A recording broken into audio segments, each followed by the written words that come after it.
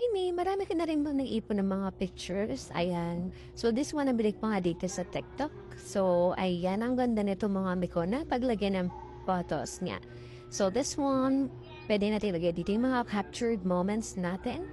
At then sa isang page nga is meron tayong apat na peraso na malalagay. Kung 3R yung gamit yung mga midden, madali lang siyang ilagay. Kailangan nyo lang iangat yung plastic na nandyan, then madali lang din siyang idikit mga mi. Automatic na siya madidikit once na nalagay ninyo.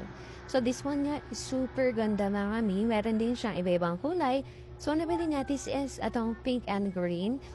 Nilagyan ko na nga ng cover itong green kasi ayan, para ma-protect palalo yung ating cover, yung photo natin. Ayan. And then, ayan na nga, nalagay ko na ibang pictures natin. Super ganda niya mga zezowams. Mga captured moments, pwede niyong balik-balikon. Pag ganito kasi, naka-print talaga siya. Super ganda.